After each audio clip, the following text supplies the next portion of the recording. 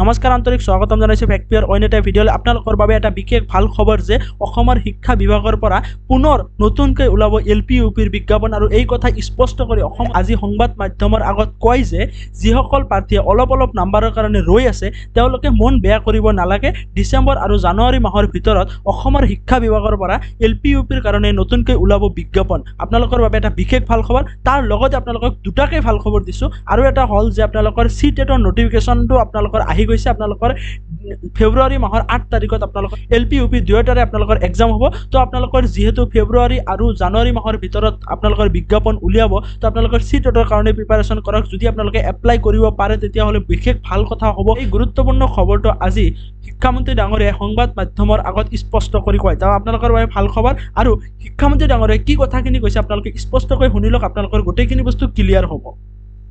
আকৌ বিজ্ঞাপন ওলাব, এডভাৰটাইজমেণ্ট ওলাব। গতিকে এইবাৰ যিসকলে নাপালে তেওঁলোকক আপোনালোকে কৈ দিব যে তহঁতি মন বেয়া কৰাৰ কোনো প্ৰয়োজন নাই। যদি টেট পাছ কৰিছ, DLED পাছ কৰিছ বা BEd পাছ কৰি থৈছ, তহঁতৰ কাৰণে ডিচেম্বৰৰ শেষত বা জানুৱাৰীত আকৌ এডভাৰটাইজমেণ্ট ওলাব, আকৌ বিজ্ঞাপন ওলাব আৰু তহঁতি সকলোৱে এপ্লাই কৰিব পাৰিবি। আকৌ বিজ্ঞাপন ওলাব, এডভাৰটাইজমেণ্ট ওলাব। গতিকে এইবাৰ যিসকলে নাপালে তেওঁলোকক আপোনালোকে কৈ দিব যে তহঁতি মন বেয়া কৰাৰ কোনো প্ৰয়োজন নাই। যদি টেট পাছ কৰিছ, DLED পাছ কৰিছ বা BEd পাছ কৰি থৈছ, তহঁতৰ কাৰণে ডিচেম্বৰৰ শেষত বা জানুৱাৰীত আকৌ এডভাৰটাইজমেণ্ট ওলাব, আকৌ বিজ্ঞাপন ওলাব আৰু তহঁতি সকলোৱে এপ্লাই কৰিব পাৰিবি।